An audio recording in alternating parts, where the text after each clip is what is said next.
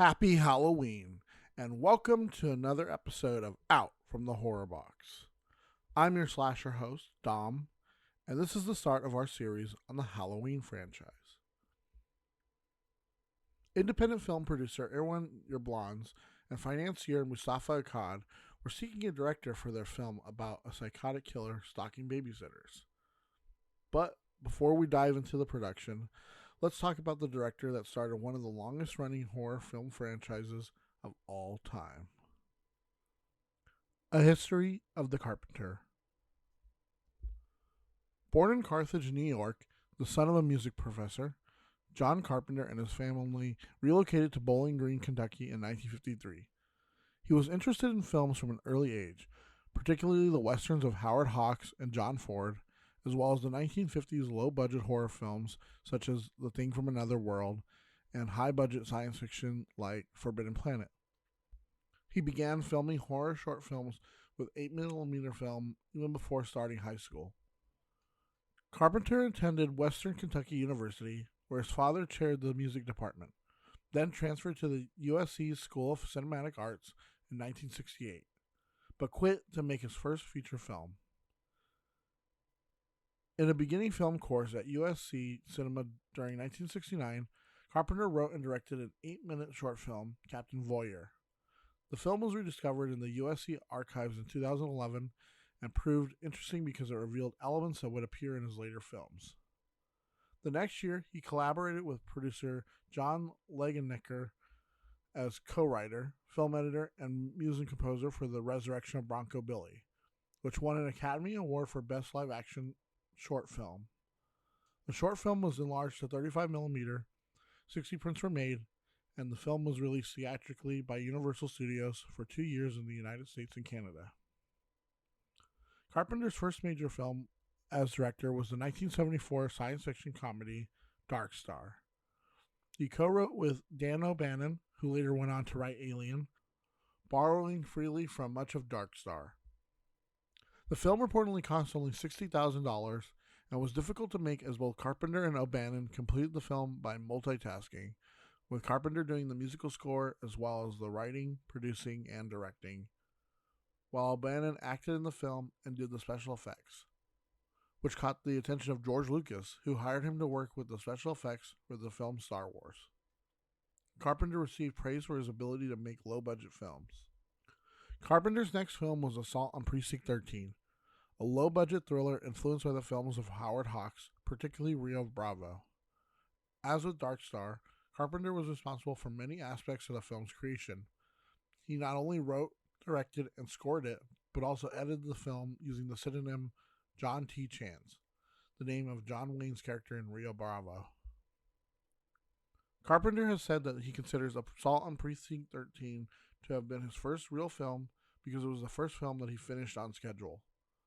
The film was the first time Carpenter worked with Deborah Hill, who would collaborate with Carpenter on some of his most well-known films. The film received a critical reassessment in the United States, where it is now generally regarded as one of the best exploitation films of the 1970s. Carpenter both wrote and directed the Lauren Hutton thriller Someone's Watching Me. This television film is the tale of a single, working woman who, soon after arriving in LA, discovers that she is being stalked. Carpenter's first major studio film was an adaptation of his spec script titled Eyes, which became the 1978 thriller Eyes of Laura Mars. After viewing the film Assault on Precinct 13 at the Milan Film Festival, Yablans and Akkad tapped Carpenter to helm their production. Making the Babysitter Murders. Halloween started as an idea suggested by Yablans, who envisioned a film about babysitters being menaced by a stalker. Carpenter took the idea and another suggestion from Yablans that it take place during Halloween and developed them into a story. Carpenter said of the basic concept, Halloween night has never been the theme in a film. My idea was to do an old haunted house film. He went on to describe Halloween as true crass exploitation. I decided to make a film I would love to have seen as kids, full of cheap tricks like a haunted house at a fair where you walk down the corridor and things jump out at you. Film director Bob Clark suggested in an interview released in 2005 that Carpenter had asked him for his own ideas for a sequel to his 1974 film, Black Christmas. That film featured an unseen, motiveless killer murdering students in a university sorority house. Clark also stated in a 2009 documentary, Clark World, Carpenter directly asked him his thoughts on developing the anonymous slasher in Black Christmas. The quote from Clark, "I did a film about 3 years later. Started a film with John Carpenter. It was his first film for Warner Bros., which picked up Black Christmas. He asked me if I was ever going to do a sequel. I said no. I was through with horror. I didn't come into the business to do just horror." He said, "Well, what would you do if you did do a sequel?" I said, "It would be the next year, and the guy would have actually been caught, escaped from a mental institution, go back to the house, and would start all over again. And I would call it Halloween." The truth is, John didn't copy Black Christmas. He wrote a script, directed the script, did the casting. Halloween is his movie, and besides, the script came to him already titled anyways. He liked Black Christmas and may have been influenced by it, but John Carpenter did not copy the idea. 15 other people had the thought to do a movie called Halloween, but the script came to John with that title on it. Mustafa Akkad and Aaron Yablans put forward $300,000 for the film's production, filming in Pasadena over the course of 20 days. The film was written by Carpenter and Deborah Hill, with Carpenter admitting that the music was inspired by both Dario Argento's Suspiria, which also influenced the film's slightly surreal color scheme, and William Friedkin's The Exorcist. And now, let us get into The Night He Came Home. The one, the only, the classic Halloween. Halloween night.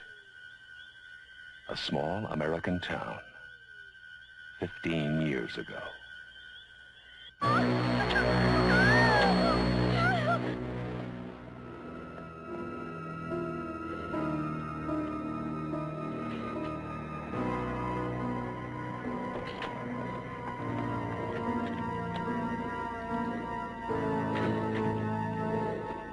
Michael? Halloween. I spent 8 years trying to reach him, and then another 7 trying to keep him locked up because I realized that what was living behind that boy's eyes was purely and simply evil.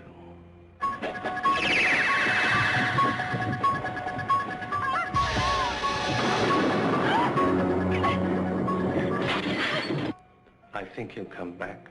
Exploring uncharted territory? Totally charted. Just talk. Sure. The only reason she babysits is to have Halloween.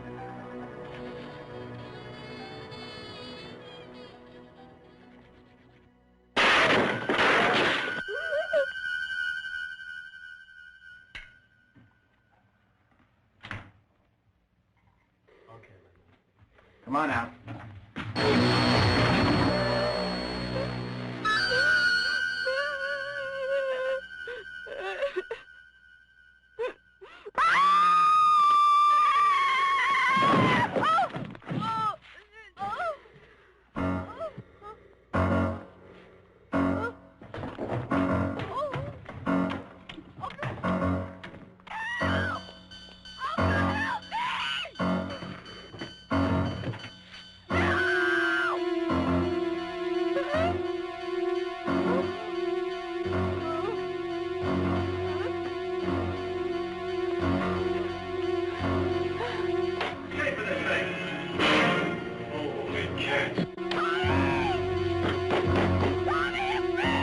Halloween.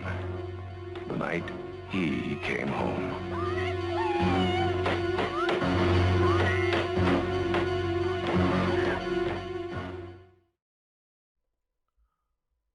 On Halloween night in 1963, in the fictional suburban town of Haddonfield, Illinois, 6-year-old Michael Myers stabs his teenage sister Judith to death with a knife.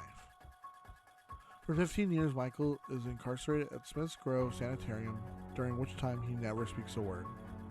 On October 30th, 1978, Michael's psychiatrist, Dr. Samuel Lewis, arrives at the sanitarium to escort Michael to court for a hearing.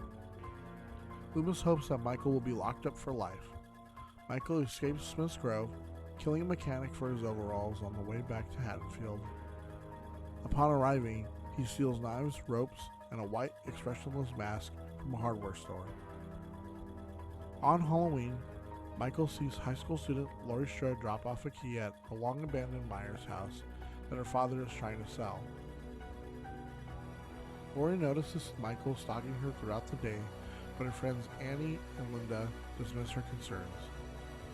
Loomis arrives at Haddonfield and finds Judith's tombstone missing from the cemetery. He meets with Annie's father, Sheriff Lee Brackett, and they investigate Michael's house, where Loomis tells Brackett that in the 15 years he's known Michael, he's realized that he's pure evil. Brackett is doubtful of the danger, but goes to patrol the streets, while Loomis waits at the house, expecting Michael to return. That night, Laurie babysits Tommy Doyle, while Annie babysits Lindsay Wallace across the street. Michael follows them, spying on Annie and killing the Wallace's dog. Tommy sees Michael from the windows and thinks he's the boogeyman, but Laurie does not believe him. Annie later takes Lindsay over to the Doyle house to spend the night so she can pick up her boyfriend Paul. When she gets into her car, Michael appears from the back seat, strangling her and slitting her throat. Soon after, Linda and her boyfriend Bob arrive at the Wallace house and find it empty.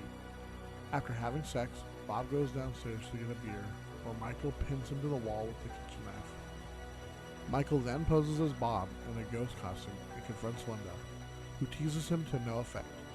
Annoyed, she calls Laurie to find out what happened to Annie, but Michael strangles her with the phone cord while Laurie listens on, thinking it is a joke. Loomis discovers the stolen car and searches the streets. So suspicious of the phone call, Laurie goes to the Wallace house and finds her friends' bodies, as well as Judith's headstone in the upstairs bedroom. She flees to the hallway where Michael appears in the dark and slashes her arm, causing her to fall over the stairway banister. Laurie narrowly escapes and runs back to the Doyle house, but finds she lost the keys to the front door during the altercation with the intruder when she fell down the staircase, escaping Michael's grasp. Tommy lets her into the house. Laurie orders Tommy and Lindsay to hide and tries to use a telephone for help, only to find the phone dead. The intruder sneaks in through the window and attacks her again, but she incapacitates him by stabbing him in the neck with a knitting needle. Thinking he is dead, Laurie staggers upstairs to check on the children, but is shocked when Michael approaches to attack her again. She tells the children to hide in the bathroom while Laurie hides in the bedroom closet. Michael finds her and smashes up the closet door spindles. Laurie pokes his eye out with a coat hanger, disarms the assailant, and stabs him in the chest with a knife. She then tells Tommy and Lindsay to go down the street to the neighbor's house to call the police. After they leave, Michael awakens once again and slowly approaches an unsuspecting Laurie.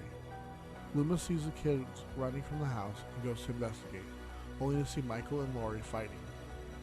Laurie snatches the intruder's mask off, distracting him as he seeks to put it back on. Loomis shoots Michael once in the head and 5 more times in the chest, knocking him off the balcony. Laurie asks Loomis if Michael was the boogeyman, which Loomis confirms. Loomis walks to the balcony and looks down to see how Michael has vanished. Unsurprised, he stares off into the night as Laurie sobs. Okay, so before we move on, let's get into a little bit of trivia. John Carpenter considered hiring Jamie Lee Curtis as the ultimate tribute to Alfred Hitchcock, who had given her mother, Janet Leigh, the legendary status in Psycho. That's also the reason why he named Dr. Loomis Dr. Loomis. It's after Sam Loomis from Psycho. Famously, because of the film's tight budget, the production designer Tommy Lee Wallace had to use whatever he had at his disposal, or had to buy materials cheaply. When he created the Michael Myers mask, he made 2 versions. The first was a Don Post Emmett Kelly smiling clown mask that they put frizzy red hair on. They tested it out and it appeared very demented and creepy. The other mask was a 1975 Captain James T. Kirk mask that was purchased in a costume shop on Hollywood Boulevard for $1.98. It had the eyebrows and sideburns ripped off. The face was painted bluish white. The hair was spray painted brown, and the eyes were opened up more. After testing out the mask, the crew decided that it was much more creepy because it was emotionless. So all Halloween fans have to thank William Shatner for, giving his likeness over for a mask, for a franchise from a different show entirely. And they take that, adjusted it a little bit, and that's how we got this infamous, very just blank, emotionless. You can project whatever emotion you want onto this face, this mask, because the mask was so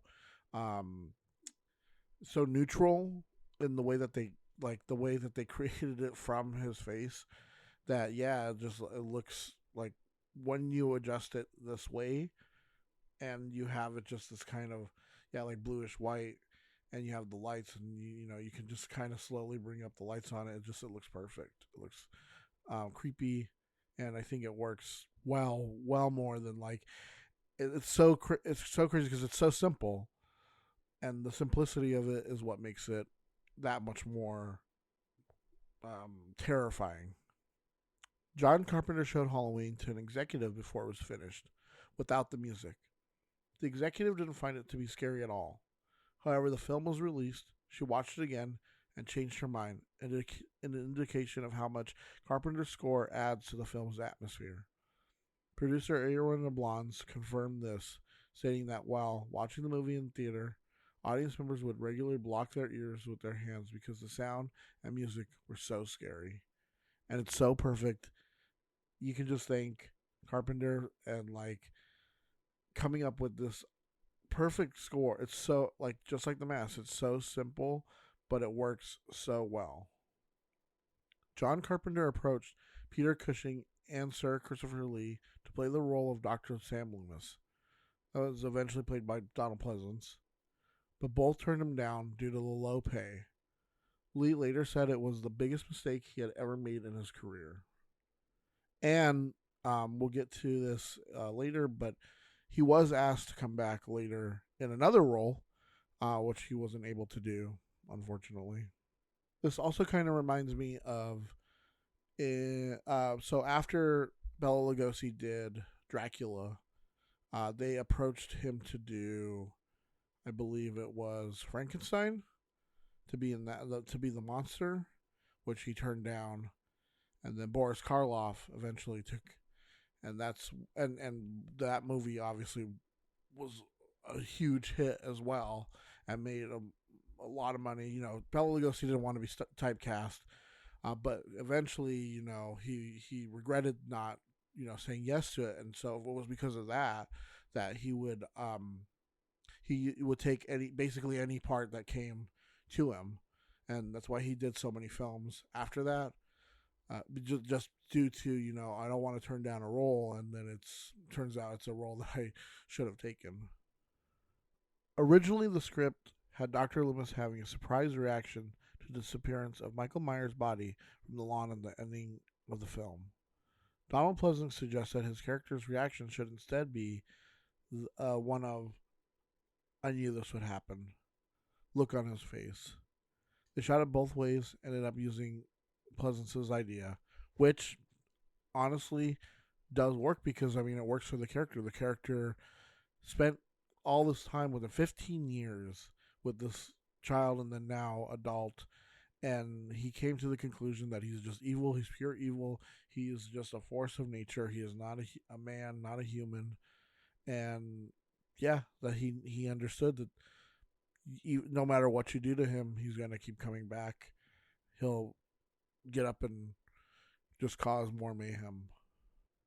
Now that we've gone over a little bit of trivia, let's move on. Released in late October 1978, Halloween was an unprecedented success, making $70 million in its initial theatrical run, becoming one of the most successful independent films of all time. The film has often been cited as an allegory on the virtue of sexual purity and the danger of casual sex. Although Carpenter has explained that this was not his intent. It has been suggested that I was making some kind of moral statement. Believe me, I'm not. In Halloween, I viewed the characters as simply normal teenagers. In addition to the film's critical and commercial success, Carpenter's self-composed Halloween theme became recognizable apart from the film. With Halloween a success, the producers looked for a sequel to cash in on the hit. Tommy Lee Wallace, who served on the crew of the original film, stated that no one thought of sequels or the prospect of a sequel, but producer Irwin Yablans was eager to make a second film. When Yablans approached him about the project, Carpenter was in the midst of developing The Fog. According to Yablans, he had planned to produce The Fog for Carpenter, but that Robert Rahim intervened and acquired production rights with his company, Embassy Pictures. A lawsuit between Yablans and Rahim ensued, after which it was determined that Embassy would retain rights to The Fog, while Yablans' Compass International Pictures would be guaranteed production rights for Halloween 2. The screenplay for Halloween 2 was written by Carpenter and Hill. Carpenter described that his writing of the screenplay mainly dealt with a lot of beer, sitting in front of a typewriter saying, "What the fuck am I doing? I don't know." Carpenter and Hill had originally considered setting the sequel a few years after the events of Halloween. They planned to have Myers track Laurie Strode to her new home in a high-rise apartment building. However, the setting was later changed to Haddonfield Hospital in script meetings. In a 1981 interview with Fangoria magazine, Hill mentions the finished film differs somewhat from initial drafts of the screenplay. Upon receiving the script, Yablans was disappointed as he felt it was pedestrian and predictable. The plot twist of Laurie being Michael's sister was initially never planned by Carpenter or Hill, but was conceived, according to Carpenter, purely as a function of having decided to become involved in the sequel to the movie where I didn't think there was really much of a story left. He would later refer to this plot line as silly and foolish, though it would go on to shape the narrative arc of the series in the subsequent films. And now, more of the night he came home. I shot him 6 times. I shot him in the heart. Man, he's not human. Universal Pictures presents Halloween 2, More of the Night He Came Home. Who is it? There was nothing within him, neither conscience nor reason, that wasn't even remotely human. Is this some kind of a joke?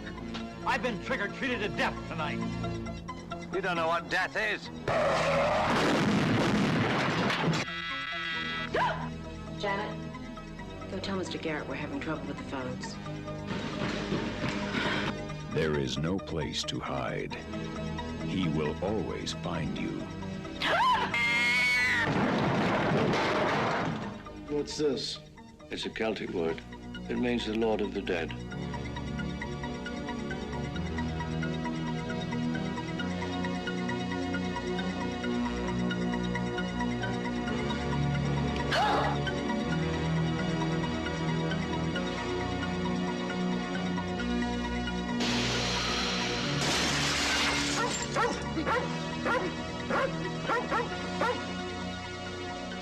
Mr. Garrett?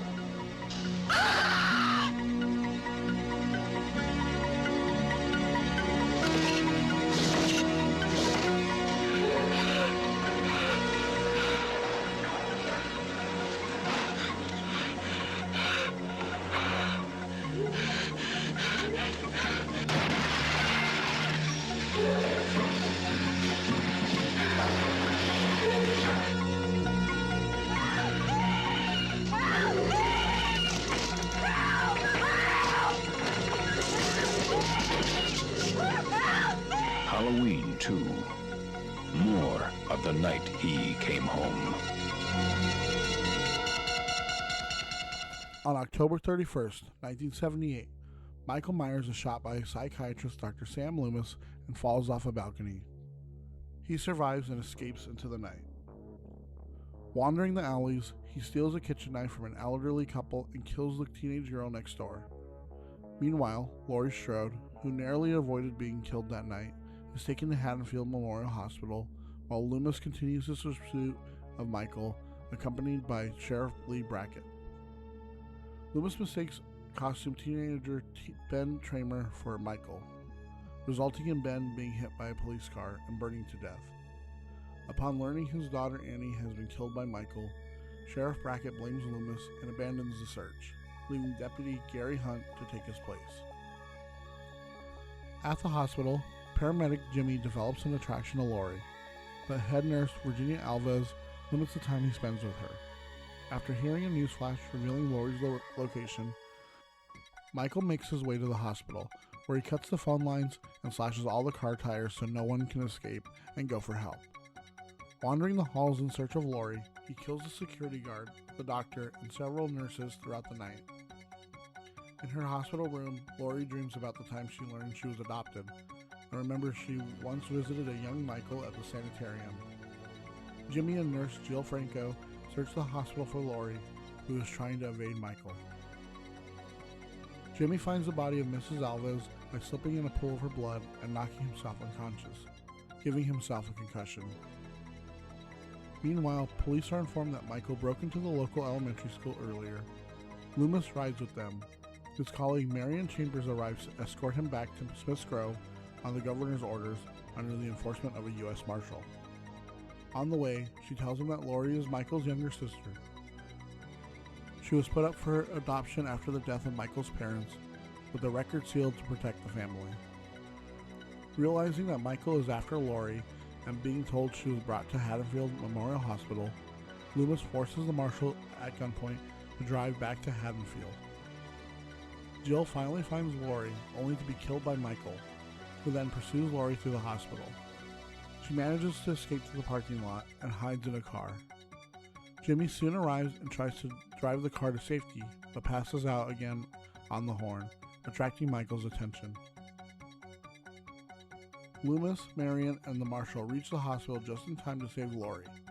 Loomis shoots Michael until he falls down, seemingly dead. While Marion calls the police on the marshal's radio, the marshal tries to check Michael's pulse as Loomis warns him to stay away, knowing he isn't dead. Michael revives and slits the marshal's throat with a scalpel. Loomis and Laurie run into an operating room where he gives her the marshal's gun before being stabbed by Michael. Laurie shoots the assailant in both eyes, blinding him. As he swings around the space violently, the two fill the room with flammable gas. Loomis orders Laurie to get out before igniting the gas, immolating himself and Michael in an explosion. Laurie watches as Michael, engulfed in flames, emerges from the fire before finally collapsing. The next morning, she's transferred to another hospital, traumatized but alive. And now let's get into some trivia for Halloween 2. The mask Michael wears is the exact same mask, a repainted, modified Captain Kirk mask worn in the original film. It looks different in this film because the paint had faded due to a few reasons. First was because Nick Castle, the original Michael, kept it in his back pocket during shoots. Also, Deborah Hill kept the mask under her bed for several years until the filming of Halloween 2, causing it to collect dust and yellow because she was a heavy smoker. Also, the mask appears wider because Dick Warlock is shorter and stockier than Nick Castle, so the mask fit his head differently. But speaking of Dick Warlock, he did reveal that as he passed by a room, the Michael Myers mask was on a table.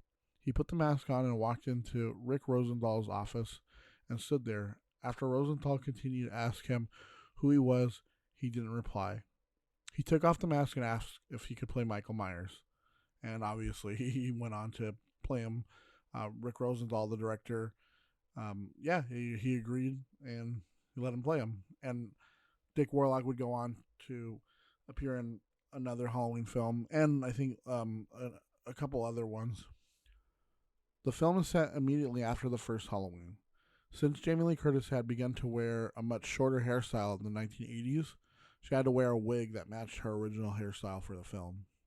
And that's also kind of why, if you ever watched the television version of the first Halloween, there's some extra scenes with Jamie Lee Curtis that they filmed later and I think she's like wearing a towel on her head. That's like the reason why is to kind of hide her different her change in hairstyle. Even though Jamie Lee Curtis receives top billing, Donald Pleasance has a lot more screen time, which is a little crazy. It's a switch from the last film, where I think Donald Pleasance had top billing in that film, and he had like 15 minutes of screen time, and Jamie Lee Curtis had the majority of the screen time.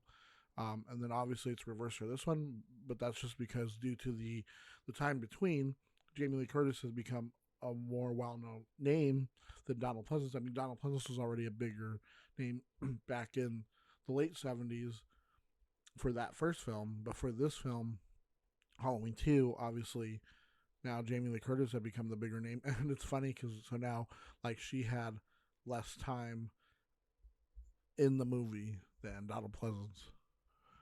Jimmy's fate is left unclear in the theatrical cut, as he simply collapses in the car from a concussion after he slipped on the pool of blood. However, in the alternate ending, he is revealed to have survived, with bandages over his head and sharing an ambulance with Laurie to be transported to another hospital. Which I do remember watching that scene, or that alternate ending, and then watching it again and not seeing that alternate ending, and I was thinking, like, wait, didn't he survive and wasn't in the ambulance? And then finally, years later, I found out that that was just like an alternate. I think it was for like the TV version that they shot that. But yeah, it's like, it kind of confused me for a little bit. One criticism is that the hospital is too conveniently dead, even for a night shift. For Michael to be able to walk around unnoticed and kill the hospital staff. Rick Rosenthal said he based this on a personal experience at his wife, where they once attended a hospital late at night and it was completely deserted, save for a few doctors and nurses and the patients. Additionally, earlier dialogue in the script refers to it as Haddonfield Clinic, not a fully staffed hospital, which is one of those things. Like there's a scene earlier in the film that points to where Laurie is for Michael. It's the scene where this guy is carrying a boombox, and Michael's nearby, and it says that the victim who survived was taken to like the local hospital, Haddonfield Hospital, and it's like these little scenes and little things here and there that, like, it's like, okay, like you call these things like plot holes, or you critique it for these or that, but it's like it's trying to tell you this without telling you, because then you'd complain because it's just telling you, not showing you, not letting you in for yourself. And it's that whole thing where this weird criticism of, like, if they show you, you hate it. If they don't show you, you hate it, or you critique it for those things. And it's like, get over yourselves, guys. Just because it doesn't tell you straight up like that it's a clinic and not a fully staffed hospital, doesn't mean that it's like, oh, that wouldn't happen like in a normal hospital or a clinic. I'm pretty sure there's some out there that one night, even like a night like Halloween, that they're like, like understaffed, or they just don't have as many patients like it's normal. I mean, I know with like COVID and stuff, that's probably gone out the window, but back then, I mean, that could have happened at some, like, this is supposed to be like in the middle of America, just in the middle of nowhere. So, whatever. And here's our last bit. In an interview with John Carpenter, he revealed that the whole idea of Michael and Laurie being brother and sister was a consequence of the airing of the original Halloween on television. After NBC had obtained the television broadcast rights, they contacted him with a request for more footage, since the film was too short for the intended time slot.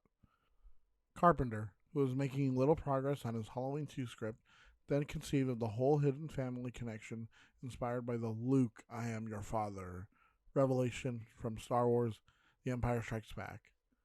The twist allowed him to film additional scenes for Halloween, which retroactively dropped hints to this family connection, such as a scene inside Michael Myers' cell where the word sister is carved into the door, and at the same time served as a plot device to get this new script going.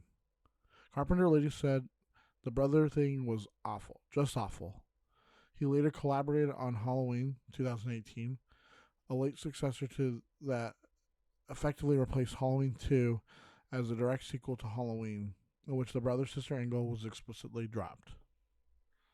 And, I mean, I could see people going either way on how they feel about the whole brother-sister thing or them not being brother and sister or whatever. And honestly, it's more of like a choose your own adventure at this point.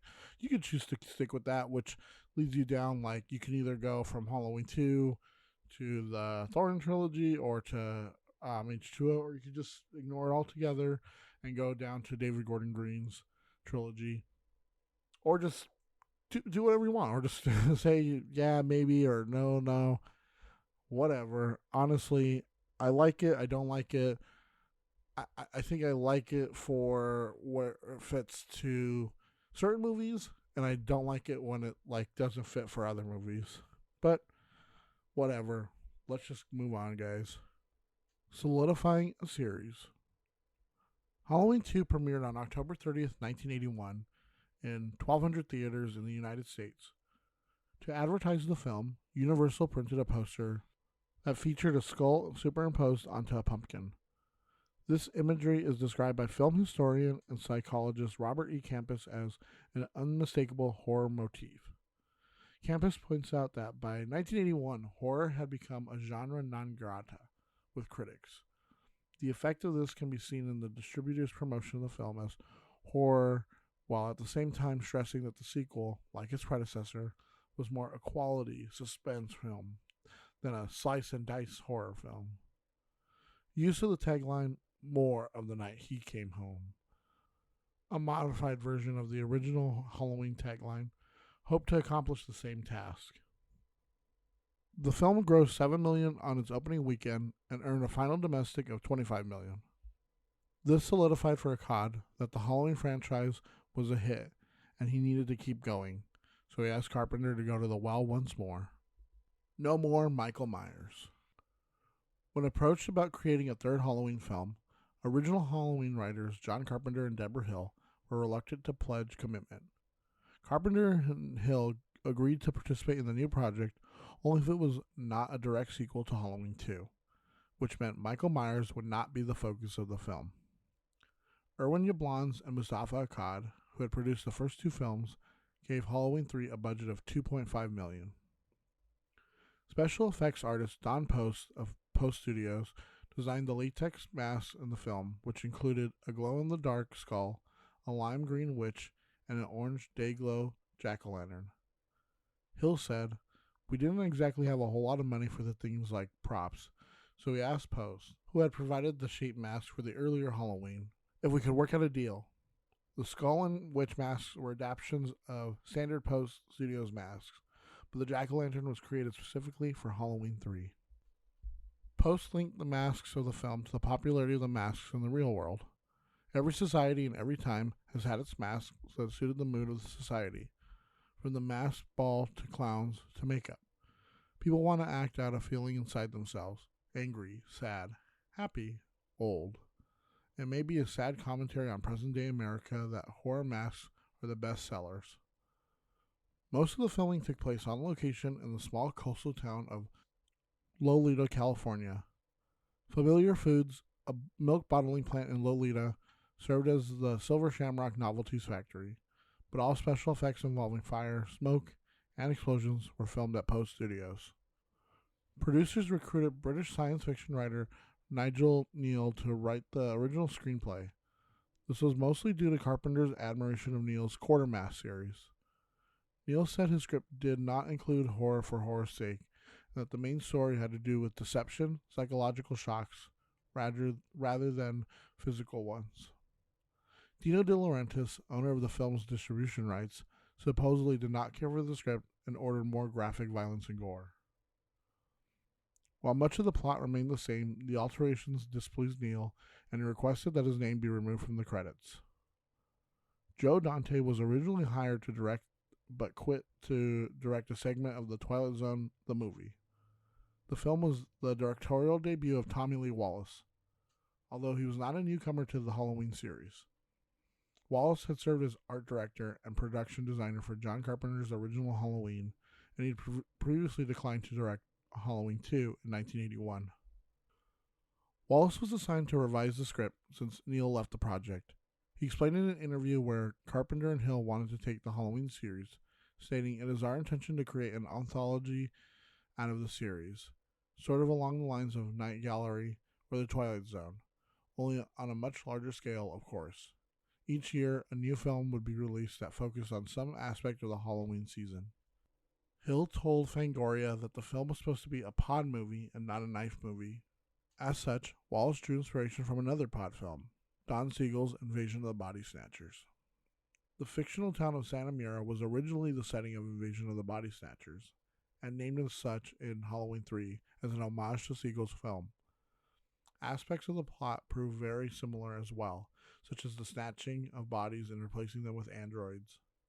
Halloween 3's subtitle comes from George A. Romero's second film, Season of the Witch, also known as Hungry Wives.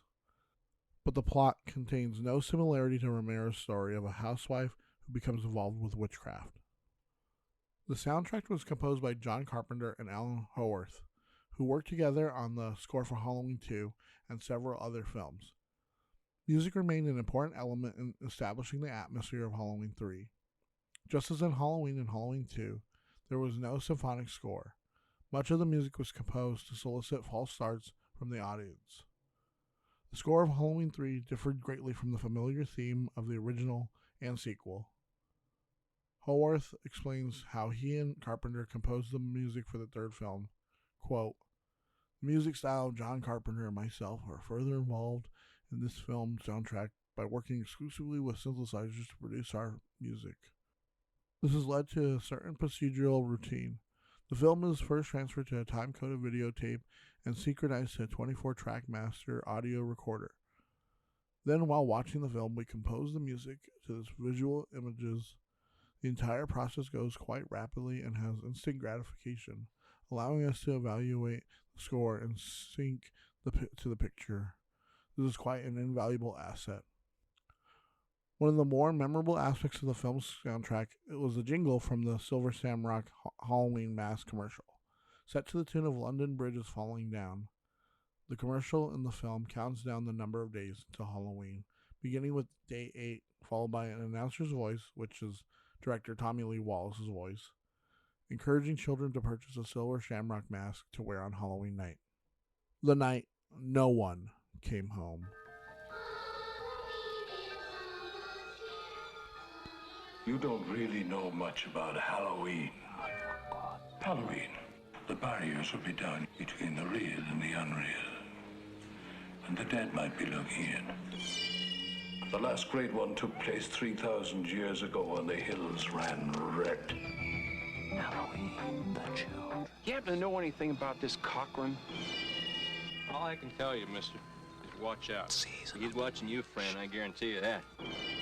Trick or treat, trick or treat. Hey, Mr. Cochran, just what is the final process? Fellas, I was just kidding. Witchcraft. To us, it was a way of controlling our environment. Hey!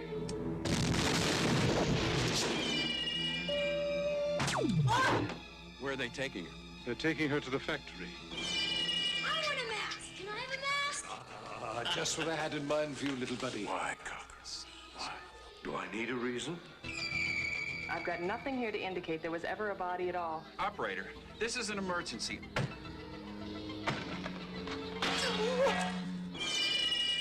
I do love a good joke, and this is the best ever. A joke on the children. I'm glad you'll be able to watch it. You've got to believe me. They're going to kill us. All of us. Stop it!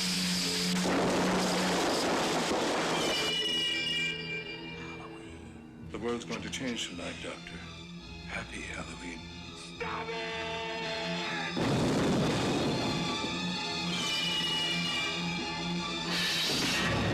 Halloween 3, Season of the Witch, the night no one comes home. Season of the Witch.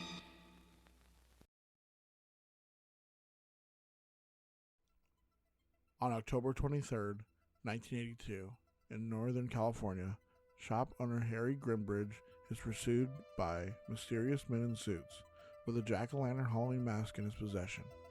He collapses at the shop of Walter Jones, who calls for help.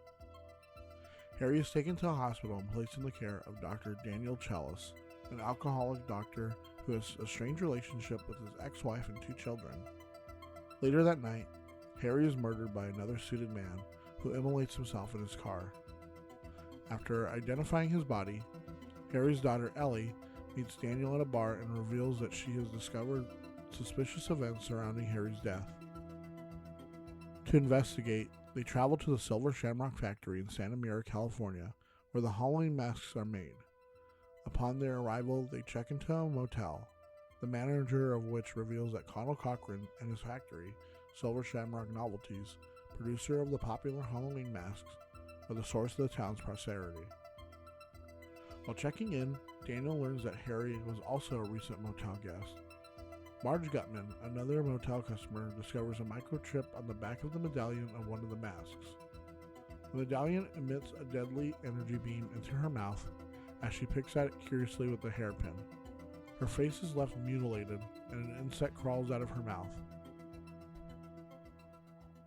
Shortly after, men in lab coats take Marge's body away in a Silver Shamrock van. Daniel overhears the factory technicians telling Cochran that it was a misfire. While Daniel and Ellie tour the factory the following morning, Ellie finds her father's car, guarded by more men in suits who stop her from getting closer to it. They flee and call the authorities, but Daniel cannot reach anyone outside of the town by phone. Ellie is kidnapped and taken to the factory.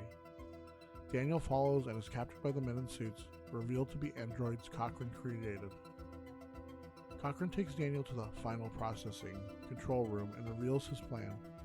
The microchips on each mask contain a fragment of a piece of Stonehenge he stole. Upon viewing the big giveaway commercial, the microchips on the mask will activate, killing everyone who is wearing them with fatal brain damage and causing a swarm of insects and snakes to emanate from their bodies, also killing anyone nearby. Meanwhile, Teddy, the hospital assistant coroner Daniel entrusted to investigate the car explosion, is murdered by an android. Cochran locks Daniel in a room with the mask on and explains his intention to resurrect ancient pagan rituals of sacrificing children during the age of Samhain from his native Celtic lands. Daniel escapes his bonds and rescues Ellie. He sneaks into the control room, activates the commercial on screens, and pours a box of the medallions from the ceiling rafter, killing everyone. Then Cochran is also killed by the Stonehenge rune, leading to a massive fire that destroys the factory. As they flee, Daniel is attacked by Ellie, revealed to be an android duplicate. The struggle leads to a car crash, and he destroys the duplicate Ellie with a tire iron. Daniel flees on foot to Walter's shop, where he frantically calls the various television networks to convince them to terminate the broadcast. 2 channels abort, but a 3rd station fails to do so, with Daniel screaming into the telephone, pleading with them to make it stop. Now to get into some trivia for Halloween 3, Season of the Witch. It took over 40 takes to get the shot when Tom Atkins throws the skull mask on the security camera. Director Tommy Lee Wallace revealed during the cast 2015 reunion that the scene took longer than he expected because during the shoot, he playfully tossed the mask and it caught on the very first try, which is kind of amazing when you think about it, because it's like, you think that shot might be impossible, right? From the way he is like tied up and like, but it's like, damn, he got it.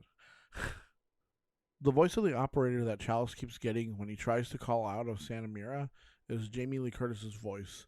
I believe it's an uncredited cameo appearance. So, I mean, she does come out in the first 3 Halloween films then.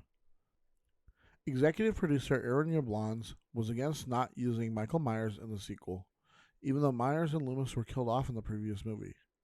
He has said in interviews that he had little to do with the finished movie and basically received credit for his minor involvement. He also said he did receive a fat check for his trouble, which just goes to show you how little involvement executive producers have in overall films, unless they are like they're on set or, I mean, they're seeing the film. They basically are just there to finance the picture. And yeah, like he says, he didn't really do anything, and he gets paid for it. That's what happens when you have money and you just keep investing. After Daniel shouts, "Stop it," on the phone, at the movie's very ending, the screen cuts to black, and then the ending credits. Instead, it was supposed to be the screams of millions of children being murdered. Director Tommy Lee Wallace decided not to add this, so the ending could be ambiguous and add a possibility that they were saved. When lead actor Tom Atkins saw the new ending, he was much more satisfied with the movie, in spite of critical reception, and likes to imagine his character's struggles were in vain, or his own children at the very least survived. Although that would be a very ballsy way to end that movie, to have just like the screams of all the kids, dying as they're watching, and then like also the screams of like all the people as they're just dying from like watching this commercial. That would have been kind of crazy if they'd gone that way. Would have made it a little bit darker. Well, not a little bit. It would have made it like 10 times more darker. A special platform was built for the scene that shows the robot Ellie Grimbridge's head poking out of the ground next to her body. The scene was done by having Stacey Nielkin stick her head through a hole in the platform, while a body double wearing Ellie's clothes stuck her head down another hole in the platform. I just love the lengths that like practical effects would go to get these shots, because you could easily have like composited together, right? Like you crop, like have her head right there, and then her body there, and then you just crop it together. But they were like, no, we just want to do it all in one shot. So they built this whole thing to get this shot. And like nowadays it would probably be some kind of CGI or something, or I don't know how they'd get that shot. Probably like that, where they just kind of take a shot of her head and then like cut it out and have her body, just a shot of the body, and like to have like a clean plate like that. Moving on from trivia, we're going to look at this film's failure at the box office. Halloween 3, Season of the Witch, received generally negative reviews. The New York Times reviewer Vincent Canby struggled to apply a definite label to the film's content. He remarks, Halloween 3 manages the not easy feat of being anti-children, anti-capitalism, anti-television, and anti-Irish all at the same time. On the other hand, he says that the film is probably as good as any cheerful ghoul could ask for.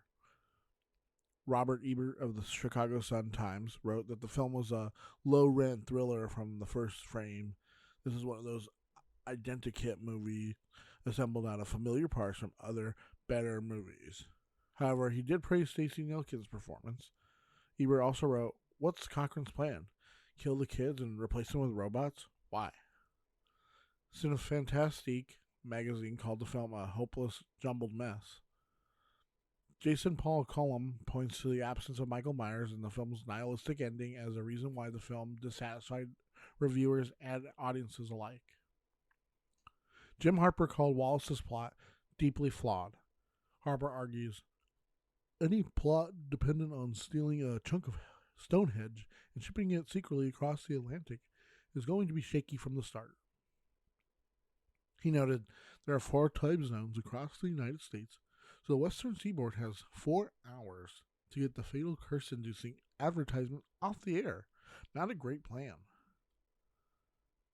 Halloween 3, Season of the Witch, opened in just under 1,300 theaters in the United States on October 22nd, 1982, and earned about $6 million in its opening weekend.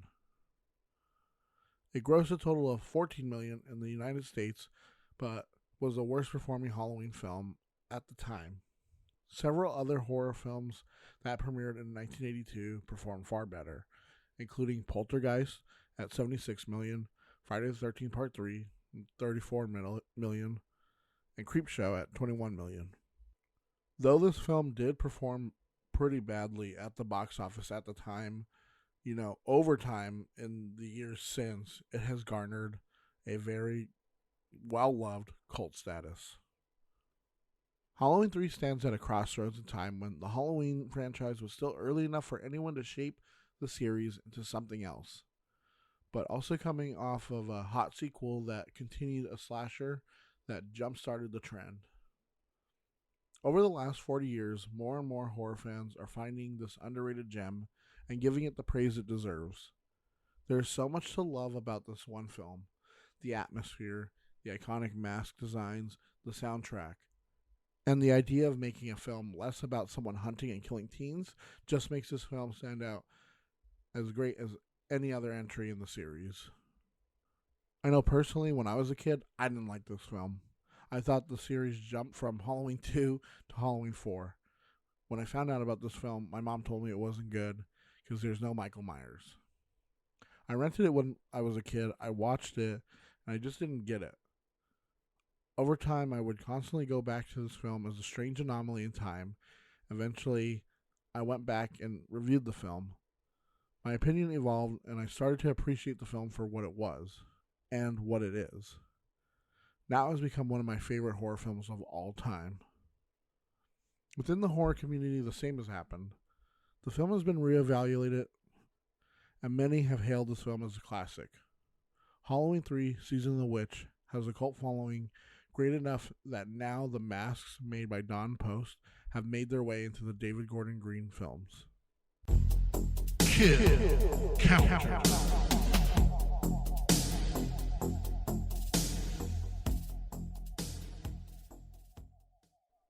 This is the part of the podcast where we go over the many kills that our favorite slashers gift us with in each movie. Let's start with the OG Halloween. Michael's terror through Haddonfield in his first outing was very minimal, with 5 kills, from pinning Bob to the wall to strangling a topless Linda. Not too many kills, but still memorable. In Halloween 2, Michael almost doubles his kill count in this first sequel with 9. This film shows the disregard for who the shape goes after, killing at random till he reaches his prey, Laurie Strode. One of the more memorable ones are, where he dunks the girl's face in the hot water over and over the nurse, over and over again. Truly horrific. When he hits the security guard in the head with the back end of the hammer, that's pretty good. And then, when he springs out of nowhere and he stabs the other babysitter that's near, like, the old people, that's also kind of gruesome, too. And then there's one, he didn't kill him, but just Ben Tramer's death in general is just, like, kind of, dang, that's messed up. Michael Myers doesn't appear in Halloween 3, but there's still quite a few deaths. There are 10 human deaths in Season of the Witch, and there are way more if you count the androids that are dispatched throughout. But I didn't really want to count them just because they're not people. I didn't really want, whatever. And then, if you go with the very nihilistic ending and you follow what Tommy Lee Wallace wanted to have at the ending, you could count the kids, and that'd be like millions and millions of dead children. And I don't know if I want to count all of them, especially because we don't really see it, and it's not really said at the end that that's what happens. So I'm not going to count that. But, like showing like Marge, like that misfire and her face and just the effect and like the bugs coming out. And then like little Buddy Kupfer, his head exploding with, that's iconic with all the bugs and the snakes and everything. It's very gruesome. It doesn't really have very many kills, but it's the kills that it has. It's just like, wow, you went out of your way to be very brutal with this. But yeah, those are the deaths in these 3 films, and that leaves Michael Myers with a total of 19 between the first two, and that's just right now.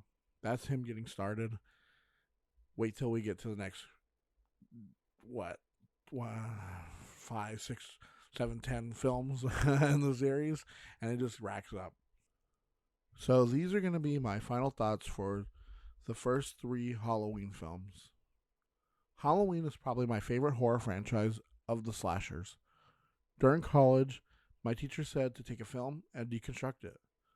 I sat one day with index cards and broke down each scene, music cue, the props, the soundtrack, the lines, everything. Anything that stood out to me I wrote them down. I would pause it and write down every little detail that I saw in this, like the lighting, every little thing that popped up, like how the camera was moving.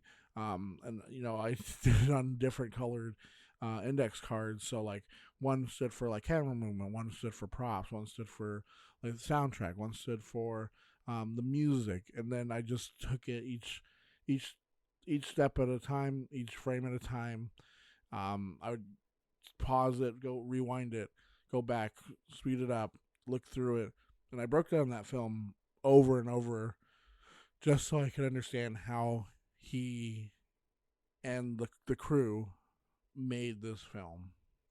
And that always stands out to me. And this film has stayed in my mind for my entire life and has given me enjoyment every time I watch it. The film transcends horror and hits pop culture status. And this will forever be one of my favorite films of all time. Now, Halloween 2 is a superb follow-up to the stellar first entry. It amps up the kills, the thrills, and the chills. This has always been one of my favorite sequels, which you might hear me say a lot in the series. The film introduces the lore of a familial connection between Michael and Laurie and kind of hints at a connection to the celebration of Samhain. But what I think I like the most is that it continues the night in a way that I don't think most other films usually do. And I mean, we do see that with Halloween Kills, which I think is a good comparison to Halloween 2. But just showing like, hey, this dude got up and he just kept going. That's, in my mind, sticks out as one of my favorite sequels of all time. Halloween 3, Season of the Witch, started life in my heart as a dud, but slowly has grown into a highlight of the series. Taking a different tone and letting Michael Myers stay dead was a gamble, making the movie more of a thriller than a killer, and that iconic tune to let you know that Halloween is on the way. This film has grown in cult status, and I feel like it has finally gained the love from fans that it deserves, well deserved, especially because had this not been called Halloween 3 and you had titled it, which I always thought it should just be titled Silver Shamrock, I feel like it could have been a sleeper hit for the 80s and could have grown in cult status as well. I don't know if it would have done as well either during the 80s, but I think having Halloween attached to it makes you go in with a certain idea about what the film should be, especially years after with all the sequels of Michael Myers after. But honestly, if you have not seen this film, you need to go see it. Even just once, even just for Halloween. It's the perfect Halloween movie. Like for the season, this spooky season, it's a perfect movie for it. It gets you in that feeling of, oh yeah, let's go out trick or treating. Let's, light the jack-o'-lantern. Put up all the decorations. This film is, I could keep waxing on about it, and I love it so much, and I can't wait to watch it for this Halloween season. I would have already watched it by this time, but I recorded this in advance, so I don't remember the first scary movie I watched, but Halloween stands in my mind as one that has always been in my life. I love the series for its highs and lows, and I can't wait to get into the other films in the series. So now we must ask ourselves, where do we go from here? Where does the series go from here? In the next installment of the Halloween franchise, we will see just where Mustafa Akkad takes the series and see where the creators who bring us some of the strangest ideas go. Thank you all for listening to this new episode of Out from the Horror Box. This episode has taken a lot of work during this spooky season. If you enjoyed the podcast, please subscribe so you get every new episode downloaded. Also, spread the word about us as much as you can. The more people who listen and subscribe, the more episodes I'll be able to put out into the world. Have any suggestions for reviews or content, or you want us to read your scary stories, fact or fiction? You can email us at horrorboxpodcast@gmail.com, or you can message us on Twitter @horrorboxpod, or on Instagram @horrorboxpodcast for reviews, content, news, and personal stories. Hopefully, you all had an amazing Halloween and that you let this season stay in your heart year-round. Don't let that light in the jack-o'-lantern go out before midnight. We'll see you next episode to discover what comes out from the horror box. Happy, happy Halloween, Halloween, Halloween. Happy, happy Halloween, silver shamrock. Happy, happy Halloween, Halloween, Halloween. Happy, happy Halloween, silver shamrock. It's almost time, kids. The clock is ticking. Be in front of your TV sets for the Horror-thon. And remember the big giveaway at 9. Don't miss it. And don't forget to wear your masks. The clock is ticking. It's almost time. Happy, happy Halloween, Halloween.